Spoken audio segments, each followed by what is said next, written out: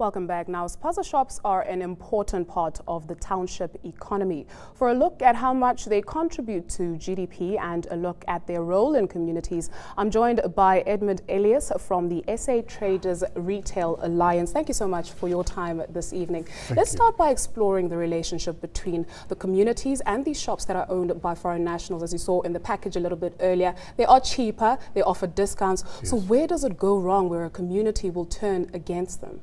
I'm not sure that we can say the community has turned against them. I think there's several factors involved in what's been happening over the last few days. There's criminality, there's prejudice by certain people, and I think an important observation is that the people who are looting are not potential spaza shop owners. I think these spaza shop owners are not impacting negatively on the looters.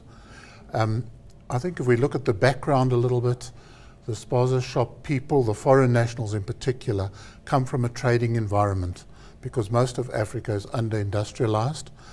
They don't have formal job opportunities. So when they come to South Africa, the first thing they do is look for a space to trade. And it's been said before and it can be repeated. These people work long hours, they offer convenience, they give credit. I think this issue goes deeper, and at this stage, it's an emotional issue, and I'm not sure that we can accurately pinpoint where the real problem lies. How much do they contribute to the GDP and township economies at large? We don't know that really. There's no accurate statistics, but we would prefer to call it the people's economy. And I think one of the fundamental flaws in the South African economy right now is that there's no focus on economic activity by ordinary South Africans, individuals who seek to run a spaza shop. The local South Africans don't have the support system that they should be getting, because many of them don't come from a trading environment.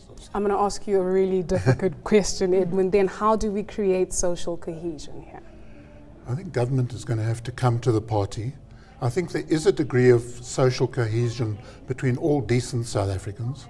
What we've seen in the last few days can best be described as hooliganism and indecent behaviour. But I think there is cohesion. And I may disagree with the earlier clip. The spaza industry has spread beyond the townships. It's in the middle, lower income areas, inner city areas, because they're offering the same convenience and the same service there. So I think we're having an integration process, quite frankly.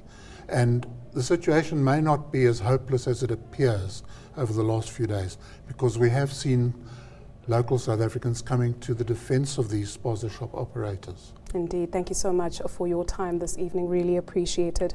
That was Edmund Elias from the SA National Traders Retail Alliance joining us here on Moneyline. Uber, the web-based app that connects passengers and cab drivers via GPS, has arrived in East Africa's largest economy, Kenya. It's already up and running in Cape Town, Johannesburg and Durban. ENCA's Chief Africa correspondent Robin Creel takes a look at the taxi app that's taken the transport world by storm. Nairobi traffic.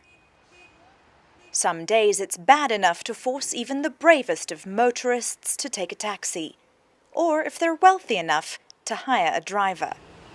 And so private cabs, or public transport, is the route many Nairobians and visitors choose to go. It's this thriving industry, as well as the city's mobile internet access, that web-based transport application Uber is looking to cash in on. We look at a couple of things when we're entering a market. Some of the points we look at are smartphone penetration, population size, appetite for new technology, and just like Lagos, Nairobi's exhibits all these kind of factors. And once you put them all together, it creates kind of like a beautiful melting pot whereby an app like this can launch successfully and add value to society. Kenya is a unique market when it comes to taxis. Most fares are based on the distance travelled rather than the time it takes to get there. There's also the question of security. Yeah. Uber says it's undeterred. With Uber, there's no need to negotiate rates with the driver. Everything is set on a per minute and per kilometer basis within the app. So you don't have to negotiate with the driver, you don't have to pay cash. That's another one of the safety features of the app, is it's cashless. So drivers are protected in the fact that they're not always carrying around huge amounts of cash. The riders have, what we like to call part of the magical Uber experiences. They just have to exit the car as soon as the ride is completed. Drivers here are no strangers to the cashless system. Kenya's been using M-Pesa mobile banking for years. And for some drivers like John Courier, transport via web app is no new phenomenon. He's already using a Kenyan mobile app called Easy Taxi. But there are some glitches.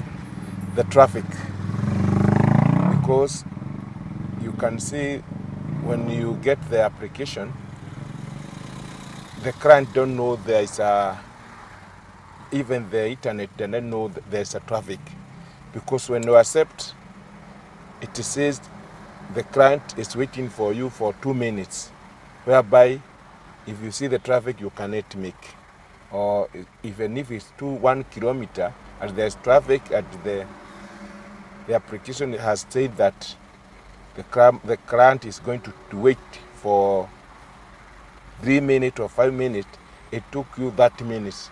So when you go, the customer started calling, you have stayed a lot, but it's good they know about the traffic.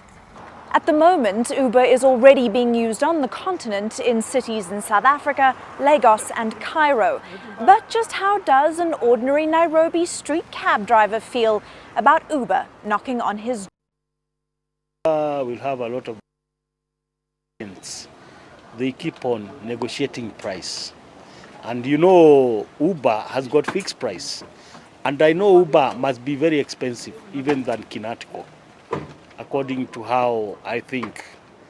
So, unless they send customers, maybe Americans can afford and other rich peoples, but there are very few who can afford, unless they are given contracts by companies.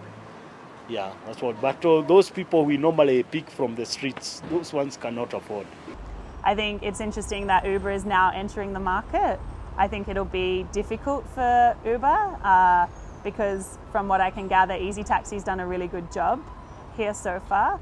And I think they're the first mover. So I think it'll be difficult for Uber to come in as a second entrant.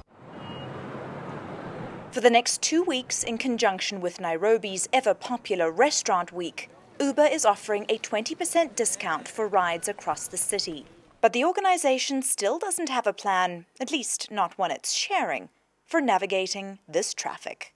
Robin Creel, Nairobi.